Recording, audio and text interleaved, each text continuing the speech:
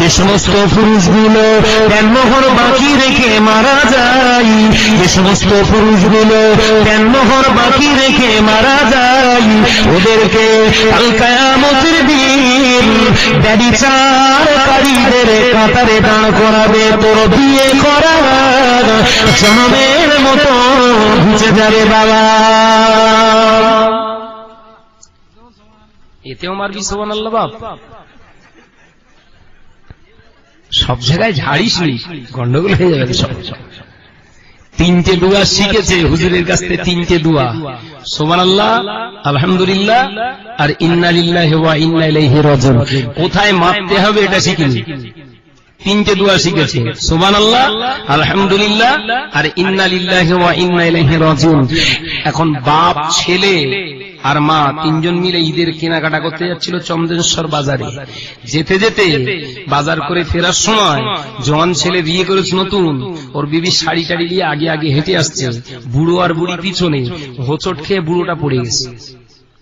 পড়ে যেতেই ওর মা ডাকছে, হেরা কচি সেলিম, তোর আব্বা পড়ে গেছে রে, শিগগির আয়। পেছন ফিরে দেখে সত্যিই পড়ে, বলছে সুবহানাল্লাহ। কথা বুঝতে পারেননি? দোয়া কাজ হচ্ছে না, হয়নি? বিরাট কাজ হচ্ছে। ঘরে এসেছে আর অমনি শ্বশুর বাড়ি থেকে ফোন এসছে, আগো বাপ, শাশুড়ি ফোন করেছে, ও আব্বা তোমার আল্লাহ একটা সুসন্তান দিয়েছে। কি দিয়েছে? সুসন্তান, ছেলে হয়েছে। ইন্না লিল্লাহি ওয়া ইন্না ইলাইহি রাজিউন। দোয়া কাজ হচ্ছে না, হয়নি? বিরাট কাজ হচ্ছে। জি, যে শাড়ি ফাড়ি নিয়ে গিয়ে দিয়ে চলে এসছে, ছেলেটা সত্যি সুন্দর, খুব ফুটফুটে হয়েছে, দেখে ঘরে চলে এসছে। এক সপ্তাহ পর আবার ফোন করে শাশুড়ি আউরে মাউরে কাঁদছে, সব বোনাস হয়ে গেছে, বাপ তুই তাড়াতাড়ি আয়। কি হয়েছে? ছেলেটা হয়েছিল দমের কষ্ট হয়ে মরে গেছে। বলছে আলহামদুলিল্লাহ। কাজ হচ্ছে না, হয়নি? বিরাট কাজ হচ্ছে। দেখেছেন, এ দোয়া পড়লে সওয়াব হবে না গুনাহ? জোরে বলে। এই যেখানে যেখানে মেরেছে, এই মারাটা ঠিক হয়েছে? আবার সাবধানে মার, একটুখানি সাবধান, গন্ডগোল হয়ে যাবে সব মিলে। ও সোনামানিকেরা, জওয়ানেরা, যুবকেরা, আল্লাহ নবী দুনিয়ার বাদশাহ হাবিবুল্লাহকে, নবী জনাবে মুহাম্মদুর রাসূলুল্লাহকে সাল্লাল্লাহু আলাইহি ওয়াসাল্লাম পাক জবানে জানিয়ে দিলেন, বাবা বিয়ে করতে গেলে জন্মহরটা নিজের, অর্থাৎ যে মেয়েটা বিয়ে দিচ্ছে ওর বাপের অকার, বুক ফুলিয়ে সিনাকে চওড়া করে বলবে, আমার মেয়েকে তুমি বিয়ে করবে, জন্মহরটা কত দেবে বলো? কে বলবে এটা? বোনাই? এই মেয়ের বোনাই বলবে? ও চাচা বলবে? না, ওটা ওর বাপ বলবে, তুই আমার মেয়েরে বিয়ে করবি, মাল করি কি দিবি দে। আর এখন জানো চোর জামাইকে দেখে কি করছে, মানে এও তো কুত্তা, ও কুত্তা। হাসার কথা নয় রে বাপ, এই জায়গাটা হাসার নয়, ভালো করে বোঝ। দুটোই চোর, মেয়ের বাপও চোর, আর যে এসেছে তো ও তো কুত্তা পেটে চোর। আজকে সিচুয়েশন খুব খারাপ, খুব কঠিন অবস্থা। মেয়ের বাপ চোর হয়েছে কেন? বনগ্রামে জলসায় ঘুগনির দোকান, ফুচকার দোকান, চুড়িওয়ালার দোকান, বাদাম ভাজার দোকান এসেছিল। এই নবী দিবসকে উদ্দেশ্য করে 10 টাকা হাতে নিয়ে জমিলা বেরিয়েছিল না বেরোয়নি? মেয়ের কথা ফেলতে পারিনি, 10 টাকা চেয়েছে, 10 টাকা হাতে ধরিয়ে দিয়েছে, আর ও গিয়ে 10 টাকা নিয়ে বেরিয়েছে সন্ধ্যে 5:30টায়, ঘরে ঢুকছে 8:30টায়। 50 গ্রাম বাদাম কিনতে 2.5 ঘন্টা শেষ। এও কি কিনতে গেছিল? ও বাদাম তুলতে, চারা করে সেখান থেকে বাদাম তৈরি করে তুলে ধুয়ে ভেজে নিয়ে তারপরে এসতেছে। দেরি হবে না? মানে নাজাত পাওয়া যাবে? ও জওয়ানেরা, যুবকেরা, ছেলেরা, বাচ্চারা, আল্লাহ নবী পাক জবানে জানিয়ে দিলে, বাবা আল্লাহ নবী পাক জবানে জানাচ্ছেন, বাবারি, ও বাবারি, ওটাই আমার ফাতেমার জন্ম করে নিলাম। জোরে বলুন সুবহানাল্লাহ। নবী আমার আমার দিন ও দুনিয়ার বাদশাহ হাবিবুল্লাহ জনাবে মুহাম্মদ রাসূলুল্লাহ সাল্লাল্লাহু আলাইহি ওয়াসাল্লাম এবারে আলীকে জিজ্ঞাসা করলেন, বাবা আলী, ও আমার হবু জামাতা আলী, আমি রাসূলুল্লাহ মেয়ের বাপ হয়ে তোমাকে জিজ্ঞাসা করি, বলো বাপ, তুমি কি আমার মেয়ের ভরণ পোষণের দায়িত্ব নিতে পারবে? নবী সাহাবী হযরতে আলী মাথাটাকে করে বসে রইলেন। আমি আলীর ঘর নাই, বাড়ি নয়, এ তো মুহাজিরিন সাহাবী, আল্লাহ নবীর মহব্বতে পালিয়ে এসেছে, মক্কা জমিন ঘর ভিটে রেখে পালিয়ে চলে এসেছে। বাবা, ঘর নাই, গম নাই, আলীকে জামাই করবেন নবী আমার। এই কথা বলার পরে হযরতে আলীর মনটা খারাপ হয়ে গেল। ফাতেমার রাখবো কোথায়, ফাতেমাকে শোয়াবো কোথায়, ফাতেমাকে কোথায় হিজাবে রাখবো? হযরতে আলীর মনটা খারাপ হয়ে গেল। ও সাহাবালিকেরা, পাশে দাঁড়িয়েছিলেন হযরতে আইয়ুব আনসারী সাহাবী রাদিয়াল্লাহু তাআলা আনহু, সঙ্গে সঙ্গে বললেন, ইয়া রাসূলুল্লাহ, ইয়া হাবিবাল্লাহ, আমার বোন ফাতেমা, আমার ভাই আলীর জন্য আমি আইয়ুব আনসারী আমার একটা ঘর আল্লাহর রাস্তায় দিয়ে দিলাম। যদি হয় সুবহানাল্লাহ। আমার আলী ভাইকে একটা ঘর আমি উপহার দেবো, আমার ফাতেমা বোনকে বিয়ে করে চলে আমি একটা উপহার দেবো, আমি আলীর জন্য একটা আল্লাহ পাকের দরবারে একটা প্রাইজ দিয়ে দিলাম। যদি বলেন সুবহানাল্লাহ। হযরত আলী মাথাটা তুলে আনন্দিত হলেন। নবী এবার ব্যাখ্যা দিচ্ছে, ভরণ পোষণ মানে কি বাবা? খাওয়া পড়া, খাওয়া পড়া। ভরণ পোষণ মানে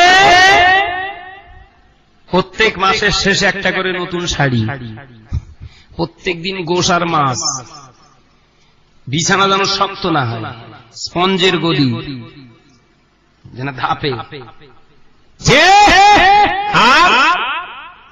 এসি বিসি সিসি তিনটি যেন থাকে, এর নাম ভরণ পোষণ।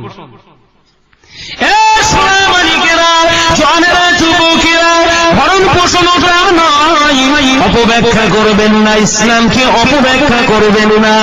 ভরণ পোষণ বিয়ে তো আপনি করেছেন, ওকে খাওয়ানোর পড়ানোর দায়িত্ব তো অবশ্যই নিলেন আপনি, যেহেতু দেন দিয়েছেন তার মানে ওর দায়িত্বটা তো আপনি নিলেন। ভরণ পোষণের ব্যাখ্যায় মহাবীর সিংহ পরিষ্কার ভাবে নিচ্ছেন, বাবা আমার বিবি আমি সারা, আমার বিবিটা যদি বেনামাজি হয়, বেনামাজিনী হয়, ও নামাজ না পড়লে যে গুনাহ হবে, ওই গুনার দায়িত্বটা আমার ঘরে নিতে হবে। আমার বিবিটা চন্দনেশ্বর বাজারে যে বিহায়াপনা করবে, ওর বিহায়াপনা করার দায়িত্বটা আমায় নিতে হবে। আমার বিবি ফজরের নামাজ না আদায় করে চিত হয়ে পড়ে থাকবে, ওর যে গুনাহটা, ওই গুনাহটা আমায় নিতে হবে। আমার বিবি ফ্রিটক টাইমে জিও সিম ব্যবহার করে ইন্টারনেট ঘাঁটবে, ওর গুনার দায়িত্বটা আমায় নিতে হবে। আমার বিবি যদি ওর ফুফুতো ভাই, চাচাতো ভাই, মামাতো ভাইয়ের সঙ্গে 24 ঘন্টা ফ্রিটক টাইমে কথা বলে, ওই কথা বলার জন্য যে গুনাহ হয়, ওই গুনার দায়িত্বটা আমায় নিতে হবে। এর নাম হলো ভরণ পোষণ। আলী নিতে পারবে? আমার ফাতেমাকে ধর্মের ভিতরে কড়া বন্দি শিকল দিয়ে বেঁধে রাখতে পারবে তো? হযরত আলী বললেন, ইয়া রাসূলুল্লাহ, যদি আমার কষার ভিতরে কোনো ত্রুটি হয়, আপনি আছেন তো, একটু শিখিয়ে দেবেন। ফাতেমার পুরো ভরণ পোষণের দায়িত্ব আল্লাহ রাজি থাকলে আমি আলী নিয়ে নেব। একবার জোরে বলেন সুবহানাল্লাহ, আর একটু জোরে বলেন সুবহানাল্লাহ। এবার মূল ফর্মে ফিরে চলে আসেন, এই পর্যন্ত রাখেন, নইলে ওয়াজ বুঝতে পারবেন না। আল্লাহ রাসূলের একটা ছোট্ট হাদিস, পাক জবানের একটি ছোট্ট কলিজার টুকরা, একটা দেখেছি, রাসূল বলেছেন আর রাজুলুল্লাহ ইয়াদখুলুল জান্নাহ কাত্তা, রাসূল বলেন কোন ব্যক্তি জান্নাতে যাবে না যদি তার ভিতরে দুচরিত্রা মনোভাব থাকে। দোগলা, দোগলা আপনার দিকে কি বলে? দুচরিতা, দ্বিচারিতা বলে তো। রাসূল বললেন যার ভিতরে দ্বিচারিতা মনোভাব থাকবে সে জান্নাতে যাবে না, যাবে না, যাবে না। এর উপরে কিন্তু ওয়াজ রেখেছি আমি। তাহলে রাসূলুল্লাহ বললেন দুচরিতা ব্যক্তি জান্নাতে যাবে না, ওই নবীর নামেই নবী দিবস। কথা ঠিক না? খুব ভালো করে বোঝেন, ওই নবীর নামেই নবী দিবস, ওই নবীকে স্মরণ করে মহব্বত করেই নবী দিবস। ইসালে সওয়াব জলসায়ে দরজা মানে ইসালে সওয়াব মাহফিল। অথচ ওই নবীর চরিত্র যদি আমার ভিতরে না থাকে, রাসূল তো বলে দিলেন জান্নাতে যাবে না। দুচরিতা হচ্ছে না হয়নি? আমার বুঝতে পারেননি কথাটা? রাসূলকে ভালোবেসে ওয়াজ মাহফিল, জলসা মাহফিল, নবী দিবস, কিন্তু রাসূলুল্লাহ নিষেধ করেছে নাভির নিচে কাপড় পরতে পারবি না। ওই নাভির নিচে যদি আমি কাপড় পরি কিংবা ন্যারো জিন্স প্যান্ট পরে ঘুরি বাবা, আমার নবীর শাফায়াত পাই নসিবে হবে। যুবকেরা, একটি পুরুষের গোপন অঙ্গের কথা বলতেছে। আমি বলেছিলাম একটা পুরুষের গোপন অঙ্গ কটা? আল্লাহ নবী জানালেন 9টা। একটা পুরুষের গোপন অঙ্গের সংখ্যা হলো 9টা, একটা মহিলার গোপন অঙ্গের সংখ্যা হলো 30টা। জোরে বলুন সুবহানাল্লাহ। আল্লাহ নবী দিন ও দুনিয়ার বাদশা হাবিবুল্লাহ নবী জনাবে মুহাম্মদুর রাসূলুল্লাহ সাল্লাল্লাহু আলাইহি ওয়াসাল্লাম পাঁচ জবানে জানিয়ে দিলেন একটা পুরুষের 1 নম্বর গোপন অঙ্গ হলো নাভি। নাভিটা হলো একটা পুরুষের 1 নম্বর গোপন অঙ্গ। একটা নারীর একটা গোপন অঙ্গ হলো, একটা নারী, একটা মহিলার, একজন বালেগা মহিলার 1 নম্বর গোপন অঙ্গ হলো মাথার চুল। সোনামানিকেরা, গোটা সমাজের চিত্র, গোটা নবীর উম্মতের চরিত্র, গোটা পৃথিবীর মুসলমানদের ক্যারেক্টার, এদের সব জায়গায় কাপড় জুটলো, মহিলাদের মাথায় কাপড় জোটে না, আর ছেলেদের নাভির উপরে কাপড় জোটে না। তুই নবীর কোন কাতারে, নবীর কোন কাতারের উম্মত হয়ে দাঁড়াবি বল? মেয়েদের 1 নম্বর গোপন অঙ্গ কোনটা? মাথার চুল। মেয়েরা ঢেকে রাখে। আমি তো আল্লাহ করে আপনাদের এখানে সকাল সকাল ঢুকে পড়েছি আজকে আমার একটা জলসা বলে। আমি যখন এসেছি তখন দেখেছি ওখানে কারবেলা হচ্ছে। কোথায়? মার্কেট বসেছিল না, ওখানে কারবেলা হচ্ছে। কারা করছে? আমাদের সব নবী ভক্ত মা ও বোনেরা, প্লাস ভনভনে মাসি, যে ওরা সব ওখানে হো হো করতেছে। আমি গাড়িটা কাটিয়ে নিয়ে চলে এলুম, এসে ভিতরে ঢুকে চিন্তা করলাম আজকে আর কি আলোচনা করবো। আমি খোদার কসম করে বলছি, আমি জলসায় গিয়ে যদি এরকম চিত্রফিত্র দেখি আমার সেদিন আর ভালো লাগে না। আরে আপনারা যা হচ্ছে হোক যা, ও আমি দেখিনি, আমার কিছু মনে হয় না। কিন্তু আমার চোখের সামনে যদি কিছু ঘটে আমার মুখ যেন কুটকুট করে বলার জন্য, ওই জন্য একটু ধোলাই করব। অসুবিধা হবে নাকি?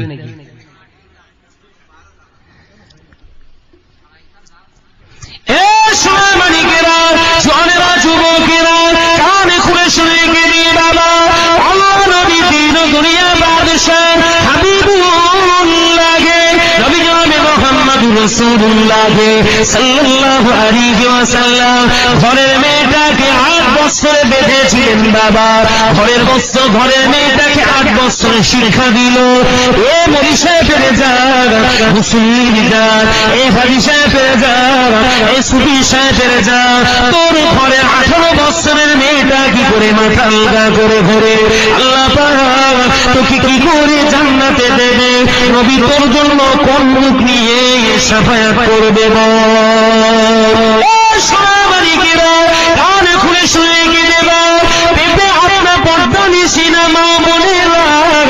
কষ্ট নিস না, রাগ করিস না, আমি সারাত বলে যাই, শুনে রেখে দে।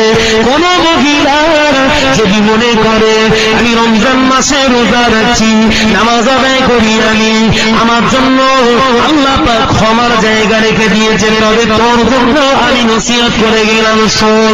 আল্লাহ পাক আল্লাহ তাআলা ওই বান্দিকে বড় মহব্বত করে, বড় প্যার করে, যার ভিতরে খৌফে ইলাহি থাকে, আল্লাহর ভয় থাকে। আর আল্লাহর ভয়ে যার যে মহিলা মা বোনের ভিতরে থাকে, ওই ইচ্ছাকৃতভাবে কোনো বেগানা পুরুষের সামনে আসবে না। কথাটা ঠিক বলিস তো নাকি? খোদার ভয় যে মা বোনের ভিতরে থাকবে, ও বেগানা পুরুষের সামনে হারগিজ কোনোদিন আসবে না। আমার নানিমা, আমি তখন 10 বছর কি 11 বছর বয়স, মাদ্রাসায় পড়ি ফুরফুরা শরীফে। তো এখান থেকে ঘরে গিয়েছি, আম্মা বলছে যা তোর নানির বাড়ি থেকে ঘুরে আই করছি। তোর নানিমা তোকে দেখার জন্য খুব করছে, ইচ্ছা করছে। তো আমি গেলাম। আমার নানিমাদের বাড়ি একদম পাকা রোডের ধারে, আমার বাড়িটা যেমন ঠিক আমার নানিমাদের বাড়িতেও রাখো। তা নানিমাদের বাড়িতে যাচ্ছি, আমি খুব জোর ধরে নিলাম 11 বছর বয়স। আমার মাথায় টুপি রয়েছে, বড় একটা জামা গায়ে দিয়ে আছে। যখন ঢুকছি, আমার নানিমা বোধহয় বারান্দাতে ছিল, ঘরের বারান্দাতে বসেছিল, দেখতে পেয়েছে একজন কে ঢুকছে। নানিমা শুরুত করে ঢুকে গেল ঘরের ভিতরে, গিয়ে হুড়কো দিয়ে বসে আছে। আমি রাস্তা থেকে নেমে খুব জোরে জোরে চেল্লাচ্ছি, ও নানিমা, নানিমা। কোন রেসপন্স পাচ্ছি না, সাড়া পাচ্ছি না। 3-4 বার ডাকার পরে আমার নানিমা ভিতর থেকে উত্তর দিচ্ছে, কে রে? ইনু। তার মানে আমার নানা জানার নানিমা আমার ছোটবেলায় নাম রেখেছিল ইউনুস। ইনু ইনি করে ডাকতো। ইনু তুই? জি। কোথায় গেছেন আপনি? বলে আমি পালিয়েছিলাম। তো ভয় আছে না নেই এখনকার মহিলার? আমার নানি পড়েছে যে কাপড়টা, খোদার কসম করে বলছি, আমি জানি আমার নানিমা যে কাপড়টা পরেছে, ওই কাপড়টা খুব টেনে টুনে 10 হাত কাপড়। আর এখনকার ভাবি মারা কতটা পড়ছে? 12 হাত, 13 হাত হলে ভালো হয়। তা মাথায় উঠবে না, কারণ কোচের ভিতরে 7 হাত ঢুকে গেছে।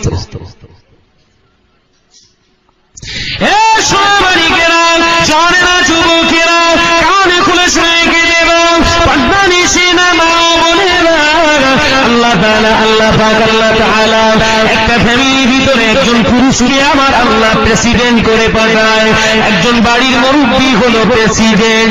ওই প্রেসিডেন্টটার কাজ হলো রাজ্য শাসন করা, তার দেশ শাসন করা। আমার আল্লাহ এক একজন এক এক স্তরের নেতা করে পাঠান। একজন ফ্যামিলির একজন লিডার হলো তার বাপ, একজন ফ্যামিলির তার অর্থমন্ত্রক হলো তার বাপ। ও সোনা মানিকেরা, এবার একবার ঘুরিয়ে প্রশ্ন করি, যে মহিলাগুলো রাস্তায় বিহায়াপনা করে, ওর মাথায় কাপড় ফোটে না, ও এমনি করে বেহায়ার মতো চলে, ওর জন্য কি সত্যি ও নিজে দায়ী? ওই মহিলাটা নিজে দায়ী? ওর জন্য দায়ীকে এই দেড়ে হুজুর হয়তো বুঝেননি। ও মসজিদে আল্লাহ আল্লাহ আল্লাহ আল্লাহ আল্লাহ আল্লাহ জেগে দেখছে, হাত পা এমন করছে যেন ড্যান্স দিচ্ছে, আর ওর মেয়ে মোবাইলের সামনে ড্যান্স দিচ্ছে। আল্লাহ কোনটা কবুল করবে বুঝে উঠতে পারছে না।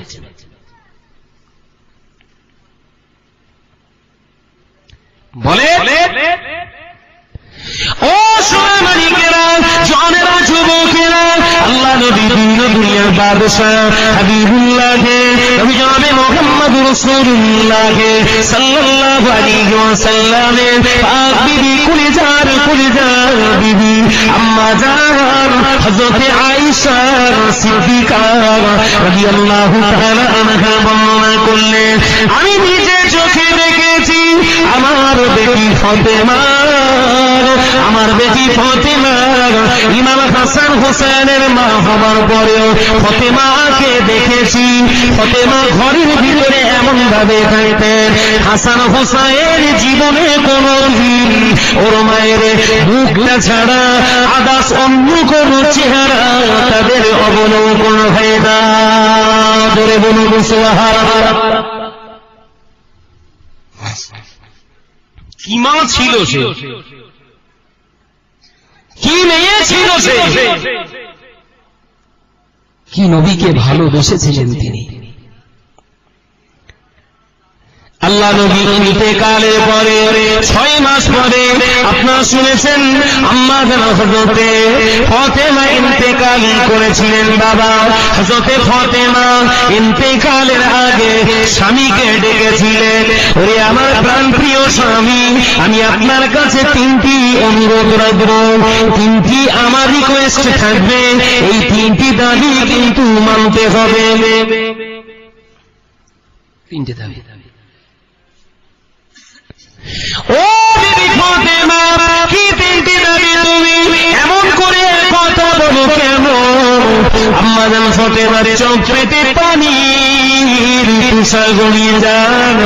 আম্মা জান হযরতে ফাতেমা বলেছিলেন, ও হাসান হোসেনের আব্বা জান, স্বামী গো, আমি মারা যাব যখন আমার ইন্তেকালের পরে আমার লাশটাকে আর গোসল দেবে না।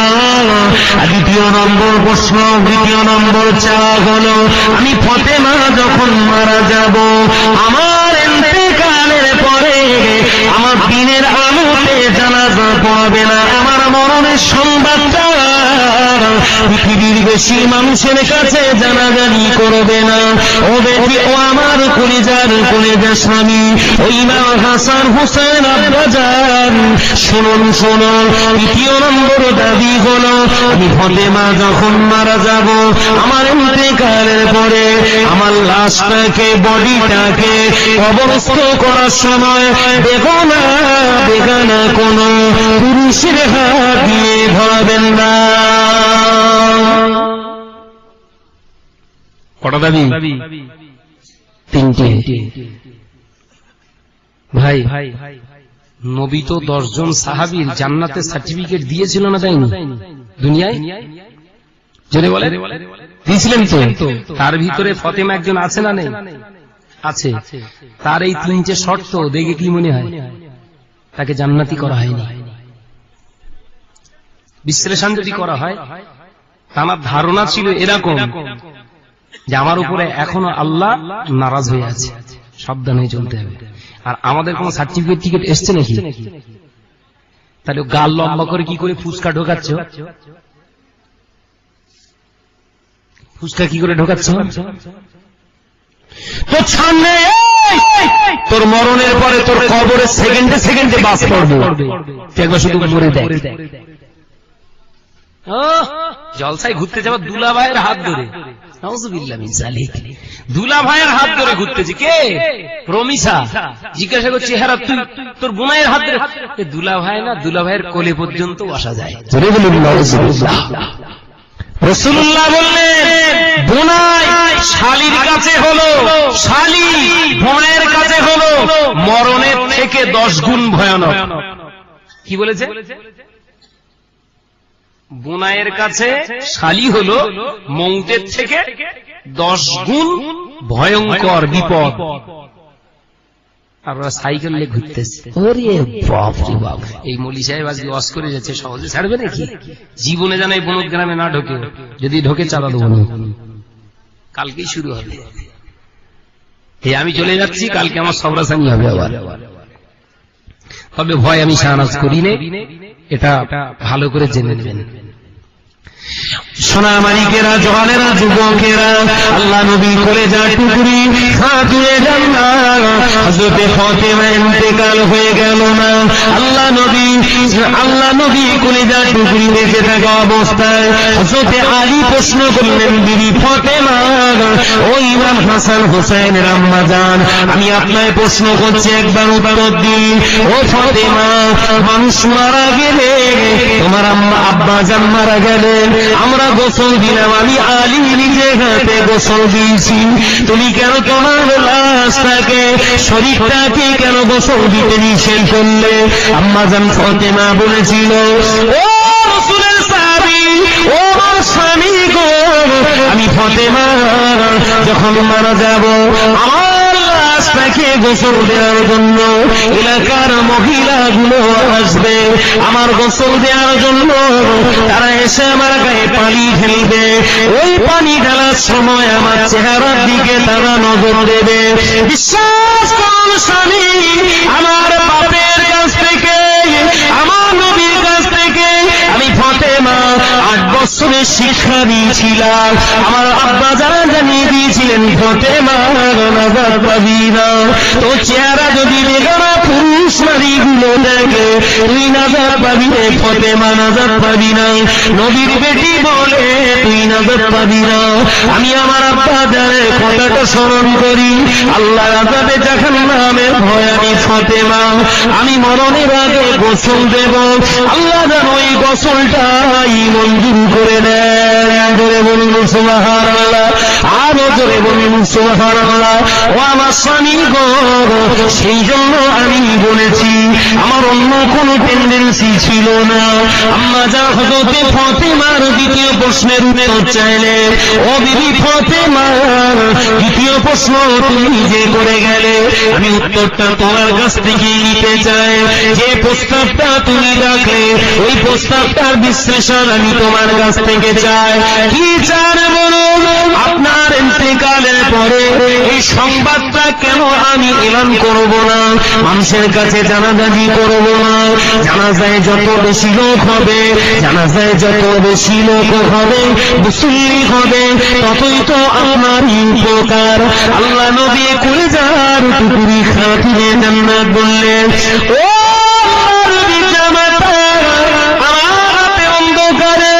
জানাজার কথা কেন আমি পড়তে বললাম? জানাজার বিরাট বিরাট আয়োজন মানুষের কানে কানে পৌঁছাতে দেবেন না, কারণ আমি ফাতেমা বড় হয়েছি, আমার বড় হয়ে যাবার পর থেকে কেউ আমার চেহারা দেখে না। দিনের বেলা যদি আমার জানাজা হয়, হাজার হাজার রাসূলের সাহাবীরা, আমি ফাতেমা আমার জানাজায় তারা শরীক হবে। এতে হবে কি, যত বেগানা পুরুষ নারীগুলো আমি ফাতেমা আমার ওই কাফন পরানা চেহারা দূর থেকে তারা উপলব্ধি করবে, ফাতেমা কেমন বেটে ছিল, ফাতেমা কেমন লম্বা ছিল, ফাতেমা কেমন মোটা ছিল, অনুমান করবে। কিয়ামতের দিন আল্লাহ যদি আমায় প্রশ্ন করে, ফাতেমা তুই এমন কি মেয়েছিলিস, তোর চেহারা দেখে কেন বেগানা পুরুষেরা আন্দাজ করে বেড়াতো? আমি ফাতেমা আল্লাহর আযাব কেমন কেবল ভয় করি, সেই জন্য আমার রাতের অন্ধকারে এবং অল্প সংখ্যক মুসলমানের ভিতরে জানাজা আদায় করতে বলেছি। জোরে বলুন সুবহানাল্লাহ, আরো জোরে বলুন সুবহানাল্লাহ। বিশ্বনবীর মেয়ে, তার ভিতরে এই চিন্তা চেতনা। ও সোনামণিকেরা, আল্লাহ নবী জামাতা হযরতে আলী বললেন, ও বিবি ফাতেমা, তুমি কেন তোমার লাশটা কোনো বেগানা পুরুষকে কেন দিয়ে বইতে দেবে না? আমি আলী তোমার চেহারাটা ফাটিয়াটা কেমন করে নিয়ে যাব বলো? হযরতে ফাতেমা বলেছিলেন, ও রাসূলের সাহাবী, আমার স্বামী গো, আমি মারা যাব, আমার ইন্তেকালের পরে আমার বডিটা নিয়ে একজন সাহাবী সহযোগিতা নেবে, হযরতে আবু যার গিফারি। আবু যার গিফারি অত্যন্ত বিরত মানুষ, আবু যার গিফারি অত্যন্ত চাপা মানুষ। আমার আব্বা জানের কাছ থেকে শুনেছি, ওই মানুষটাকে দিয়ে আমার জানাজার পরে লাশটা কবরে কবরস্থ করো। ধরে বলুন সুবহানাল্লাহ। বিশ্বনবীর সাহাবী হযরতে আলী চোখ দিয়ে টস টস টস টস করে পানি পড়ছে বিবির কথা শুনে। ভয়ে আছে না নেই? জোরে বলে আছে। হে সোনামানিকেরা, গোটা সমাজের মহিলারা আমার সঙ্গে তাল মেলাচ্ছে বাবা। কেউ বোরকা পরে ফ্যাশন দিচ্ছে, কেউ বা সিনেমার আর্টিস্ট হয়ে ফ্যাশন দিচ্ছে। ও সোনামানিকেরা, যদি বলেন শাহনাজ ভাই বোরকা পরে আমার কি ফ্যাশন দেখানো যায়? বোরকা পরে ফ্যাশন দেখানো যায় না? যায় না? জোরে বলে যায়। এখন সব বোরকা উঠেছে এই শরীরের সঙ্গে একদম লেগে থাকে। বোরকাগুলো উঠেছে না? উঠিনি, একদম চুস। কথা বুঝতে পারলেন? একটা মেয়ে বোরকা পরে, আমি তখন এই কলিকাতা মাওলানা আজাদ কলেজের মানে অনার্স নিয়ে পড়াশোনা করছি কলিকাতায়। টাইটেল ওদিকে চলছে, প্লাস এদিকে আপনার ইতিহাসে অনার্স নিচ্ছি। তো ক্লাসে অনেক ছাত্রছাত্রীর সঙ্গে থাকতাম। অনেক মহিলা, কলিকাতারই মহিলা, আমার ক্লাসমেট, তারা আসতো, এমন একটা বোরকা পরে আসতো যে সে কিরকম মোটা, তার শরীরের গঠন স্পষ্ট বোঝা যাবে। এই বোরকাটা হালাল না হারাম? জোরে বলে, আরে মন খুলে বলেন। আপনাদের অবস্থা খুব খারাপের দিকে। তো দোয়া করে দেই। বলিস কি রে ভাই? হারাম মহিলাদের গায়ে লেগে সেপে থাকে চুষের মতো, ওটা যদি মোটা কাপড়েরও বোরকা হয় ওটা হারাম। কেন বলেন তো? ইল্লা, কারণটা কি? কারণটা হলো ও দেহের আকৃতিটা দূর থেকে বোঝা যায়। এখনকার মেয়েদের বোরকা তো দূরের কথা, এখন আবার সেই লেগিংস উঠেছে, আবার একটা নাম দিয়েছে কি লেগিংস। লেগিংস তো বলে লেগিংস নাকি?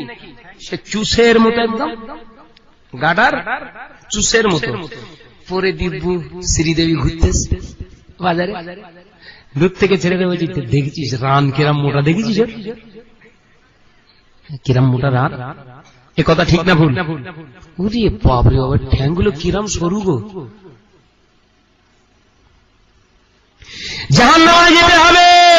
যে বাপ কিনে দিয়েছে ও জাহান্নামী, যে পড়েছে সে জাহান্নামী, যে দেখেছে সেও জাহান্নামী। তো নাজাত নেই।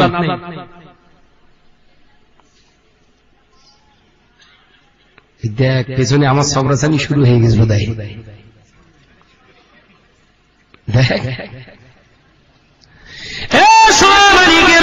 জনেরা যুবকেরা কানে খুলে শুনে গেলি বাবা, আল্লাহ নবী দিন দুনিয়ার বাদশাহ হাবিবুল্লাহকে, নবী জনাবে মুহাম্মদ রাসূলুল্লাহকে সাল্লাল্লাহু আলাইহি ওয়াসাল্লাম মিরাজের রাতে আল্লাহ নবী মিরাজের রাতে জান্নাত জাহান্নামের নমুনা দেখিয়েছিলেন।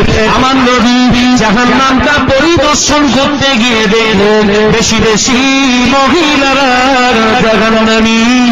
আল্লাহ নবী জাহান্নামের ভিতরে যেয়ে দেখলেন এক শ্রেণীর মহিলাদের, ওদের কাঁধের উপরে এক শ্রেণীর জাহান্নামের পাখি ধারালো আগুনের ঠোঁট দিয়ে ওদের মাথার ঘেরগুলো টুকরে টুকরে টুকরে টুকরে বার করে। আমার যেমন মাথা তেমন হয়ে যায়, আবার টুকরে টুকরে টুকরে টুকরে বার করে। আল্লাহ নবী জিবরিল আলাইহিস সালামকে প্রশ্ন করলেন, ইয়া আখি জিবরিল আমিন মানাহা উলাই, এই ভাই জিবরিল আমিন এরা কারা এরা কারা এরা কারা? জিবরিল আমিন আলাইহিস সালাম উত্তর দেয়, ইয়া রাসূলুল্লাহ ইয়া হাবিবাল্লাহ, দুনিয়ার ওই সমস্ত নারী যারা মাথায় কাপড় দিত না।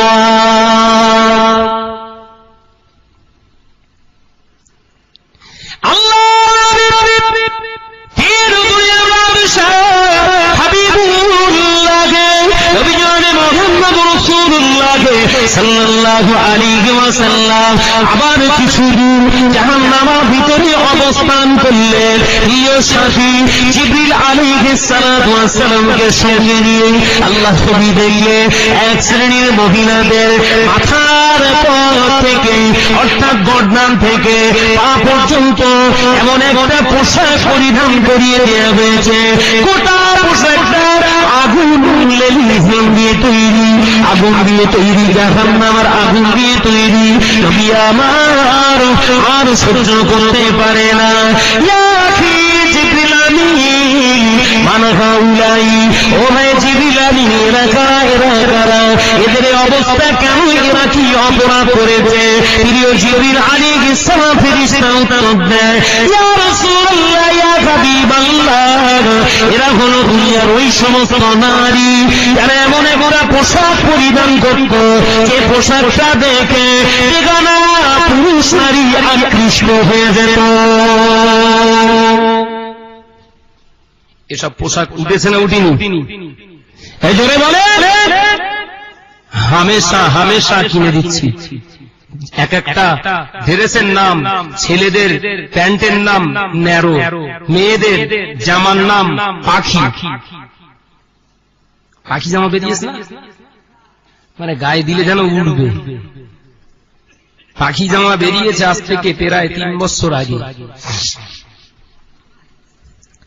যে আমার মনে উসখুস করছে পাখি জামাটা তাহলে কি, সে একবার দেখার দরকার। জামাটা বিরাট পপুলার, নাম করা। একটা দোকানে দেখি যে টাঙানো রয়েছে একটা খুব বড় জামা। আমি বললাম মাশাআল্লাহ, তো বিরাট জামা, এরকম জামা মেয়েদের বেরিয়েছে? বলে ভাই এটাই সেই পাখি। বলিস কি, এই তো পুরো আমাদের মতো জুব্বা। বাহ বাহ, খুব ভালো কাজ করে। যতদিন কোম্পানি প্রোডাক্টার খুব চিন্তা ভাবনা করে বের করেছে, এতদিন আল্লাহ হেফাজত করেছে। ও বাবা, কাছে কে দেখিছি, ও তো জামা না, ও তো মশারি।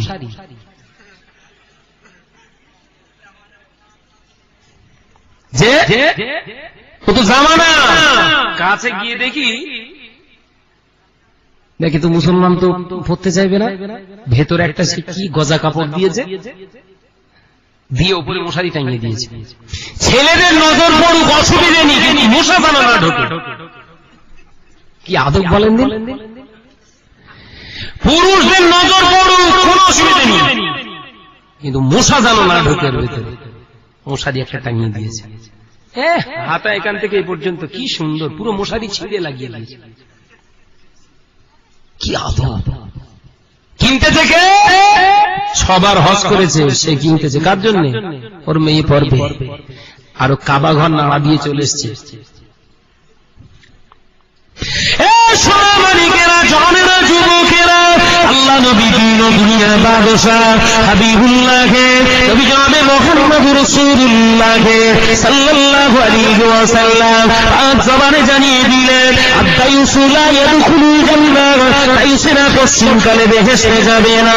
তাইস হলো তারা যাদের ঘরের মা, যাদের ঘরের মেয়ে, যাদের ঘরের বিবি, যাদের ঘরের বোন, এই 4 জন মহিলার বেহায়া অবস্থায় জীবন যাপন করে, ওদের ঘরে পুরুষগুলো হলো দায়ুস।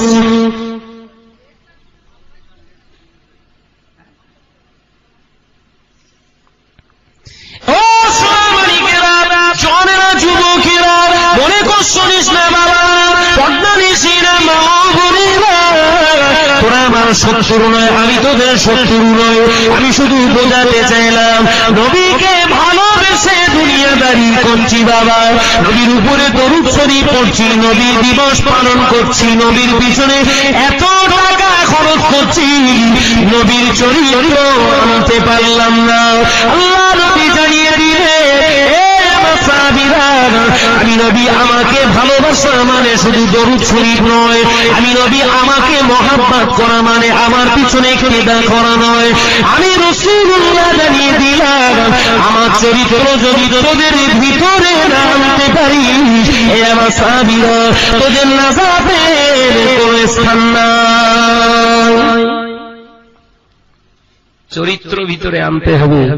আনতে পারেনি, রসুলের পিছনে ইক্তেদা করত, দাড়ি রেখেছিল, টুপি পরেছিল, জুব্বা পরেছিল, পাগড়ি পরেছিল, নাম হলো আব্দুল্লাহ বিন উবাই।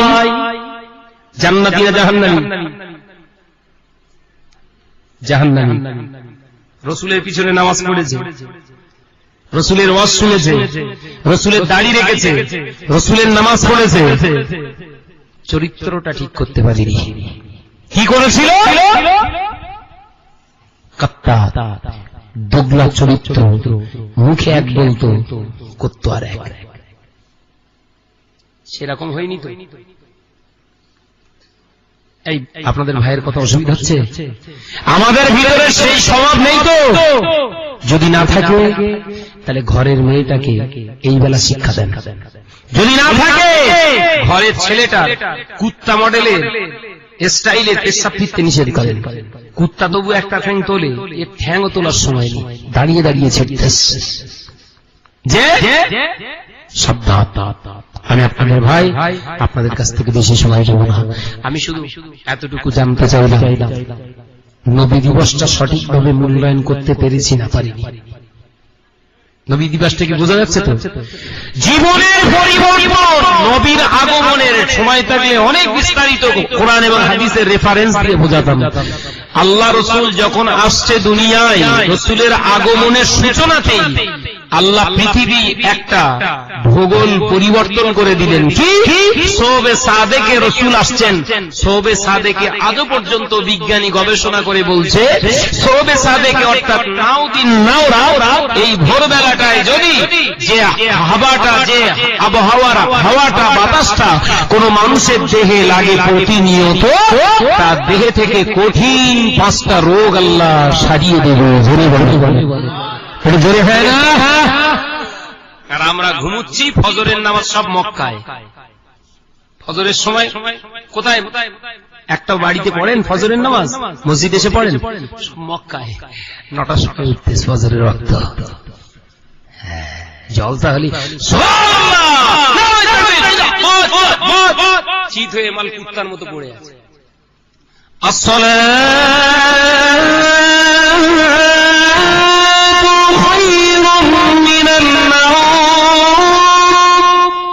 ঘুরে সচ্ছে, ও ঠান্ডা হরি বাবাজি। বিবি আরো বলছে, সরিয়ে এসো না, ভোরবেলা ঠান্ডা বেশি পড়ে। শয়তান বলছে, দেখেছিস ফেরেশতা সব আমার দলের লোক, সারা রাত সুবহানাল্লাহ ওই ওই করে পড়েছে। মাল দুটোর অবস্থা করে দিয়েছি, একদম আটার মতো জড়িয়ে থাকবি, উঠবি নি, ফু মেতে ঘুমোচ্ছে, নিশান্তি ঘুমোচ্ছে। নিদান শেষ হয়ে যেতে হবে ভাই, নাজাত পাওয়া যাবে না। আমার সোনার মানিকেরা, ফরজে আইন নামাজ, ফরজে আইন পর্দা, দুটোর বিষয়ে আলোচনা করে গেলাম। নামাজ ফরজে আইন, তাই তো নাকি? আর পর্দা ফরজে আইন। দুটো ফরজে আইন ঠিক রাখে জীবনযাপন করেন। মা বোনেদের বলে যায়, খুব কঠিন ব্যাপার নয়, মেয়েদের জান্নাত পাওয়া সব থেকে সহজ, অথচ এরা বেশি সব থেকে জাহান্নাম। মেয়েদের জান্নাত পাওয়া অতি সহজ, 4টে জিনিস মেনে চলবে। কি বলেন? নাম্বার 1 পর্দা, নাম্বার 2 হলো নামাজ, নাম্বার 3 হলো রমজান মাসে রোজা, নাম্বার 4 হলো স্বামীর কথা অনুযায়ী চলা। 4টে। কি হয়েছে? পেছনে কি খুন খারাপ যাচ্ছে নাকি?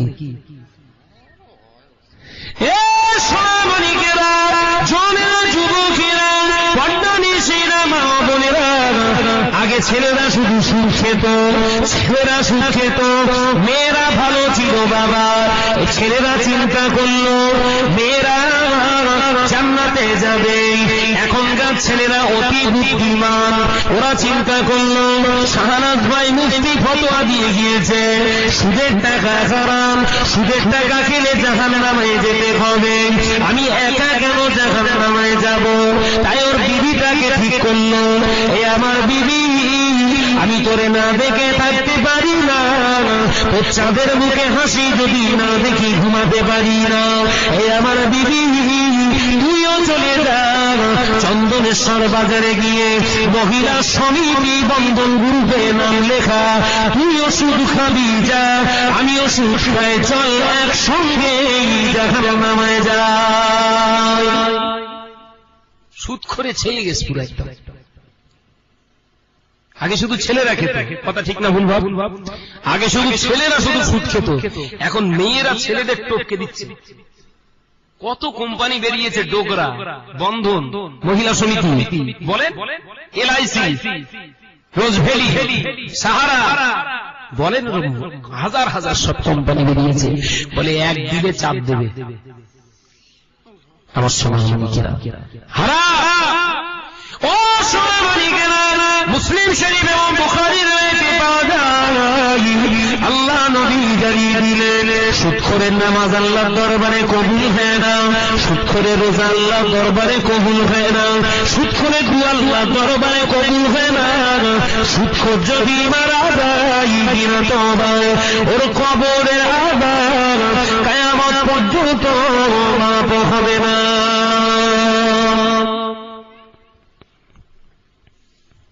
সাবধান হয়ে যান। দুদিন না খেয়ে থাকেন গুনাহ হবে না, গুনাহ হবে? দুদিন যদি না খেয়ে থাকেন বাবা গুনাহ হবে না, কিন্তু সুদের মাল যদি কাতরা পরিমাণে ভিতরে ঢুকে যায়। আমি ছোট যখন ফুরফুরা শরীফে আব্বাজান মেজলা হুজুর পীর কেবলার কাছে থাকতাম, ফুরফুরা দরবার শরীফের যে বড় মসজিদটা মাটির, এখন দুতলা হয়েছে, ওই মসজিদের আমি মুয়াজ্জিন প্লাস নামাজও পড়াতাম ছোটবেলা থেকে। আব্বাজান মেজলা হুজুর পীর কেবলা রহমাতুল্লাহের কাছে ভক্ত মুরিদানরা সব গিয়ে আমরা হাত মোছাও করি, তো হুজুরের হাতে টাকা দিতাম।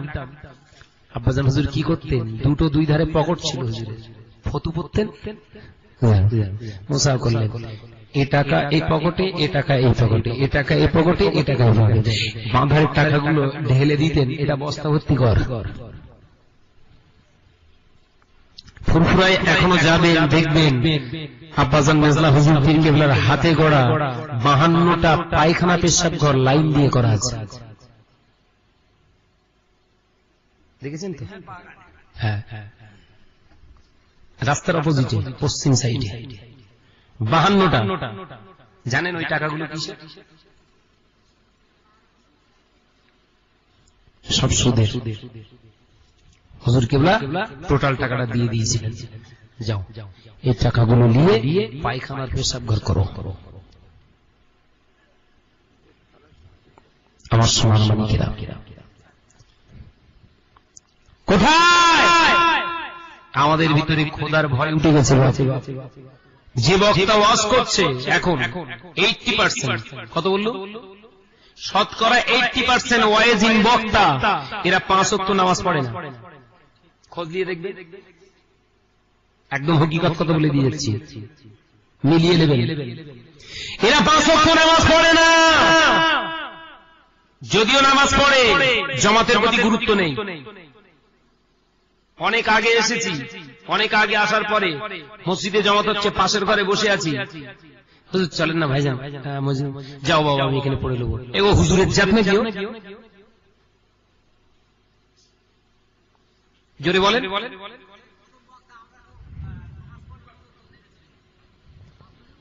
কে কি করেছে আমি দেখার দরকার, নাম ধরার দরকার নেই, কত বুঝতে পারেননি বাপ?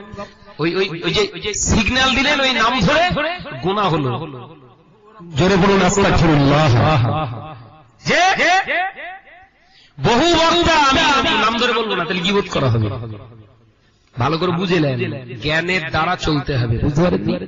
জ্ঞানের দ্বারা চলতে হবে। বহু হুজুর আমাদের মতো হুজুর খেজুর ইঁদুর বামর স্টেজে এসে ওয়াজ করতে আসছি, নামাজ আযান হচ্ছে, হুজুর আযান হচ্ছে, চলেন না একটুখানি 1 মিনিট, 1 মিনিট হেঁটে যাবো আমি। ওরে বাবা, এ তো ফেরেশতা, ওখানে পিটিয়ে মেরে ফেলে।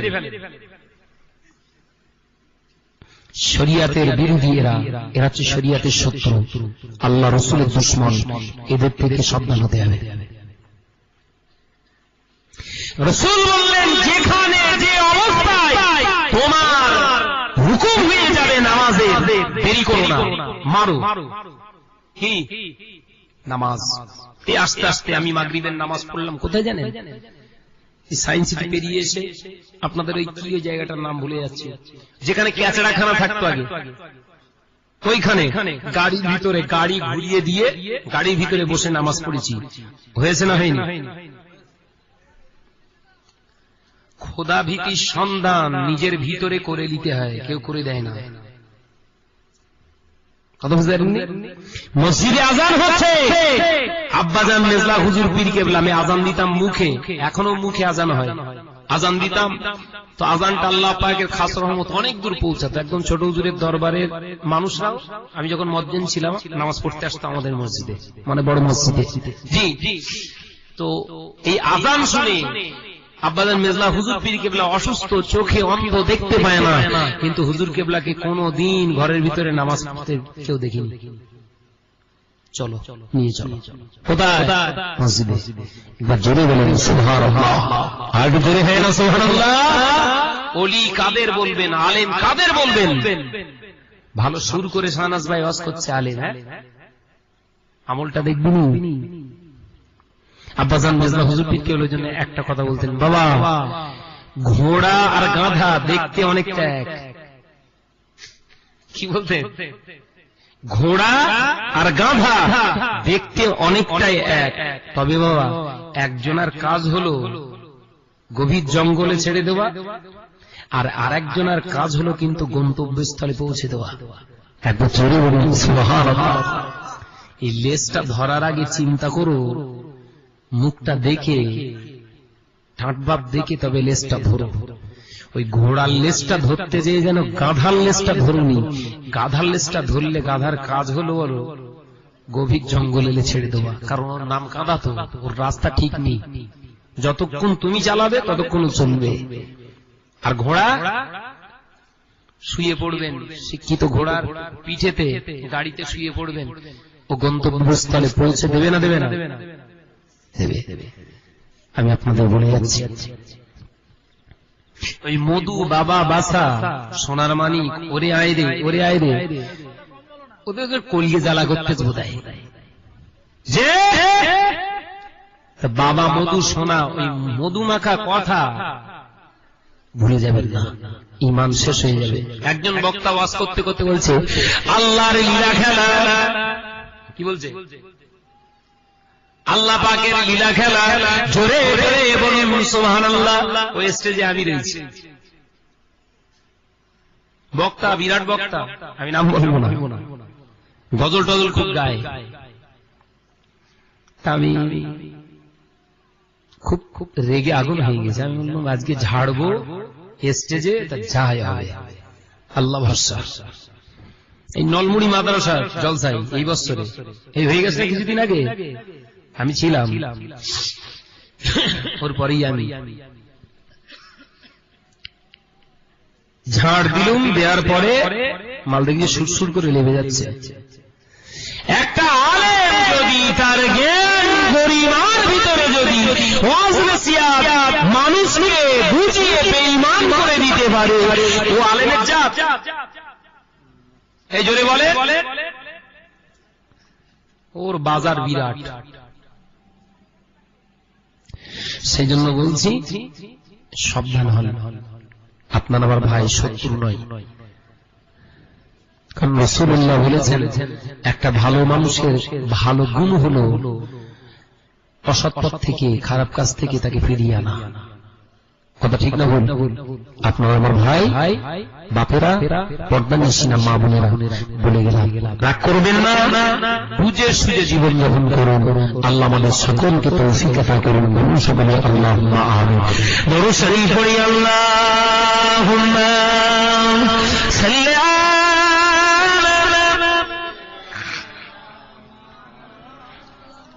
কালেকশন হবে ওয়ালা আলিহি।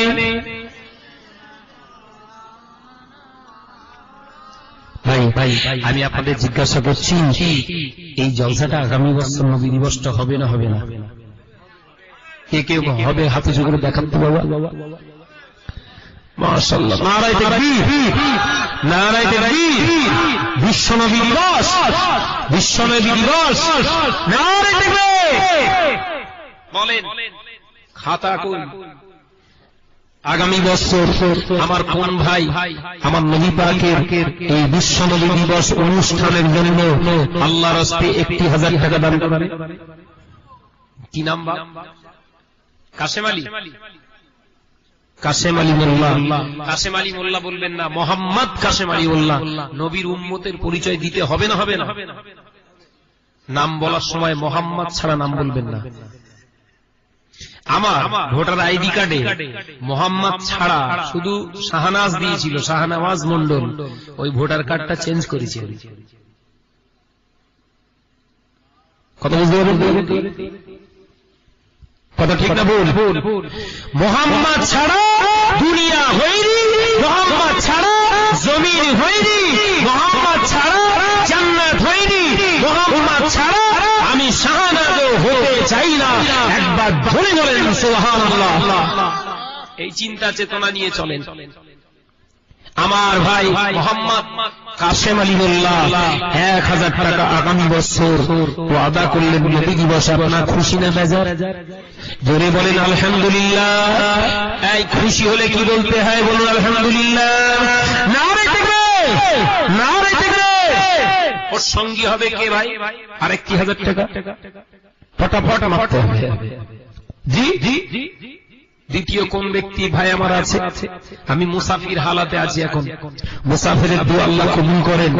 আমার দোয়া হয়তো আল্লাহ কবুল নাও করতে পারে, কিন্তু আমার পিছনে আরেকজন আমার সাথী আছে, তিনিও মুসাফির অবস্থায় আছে।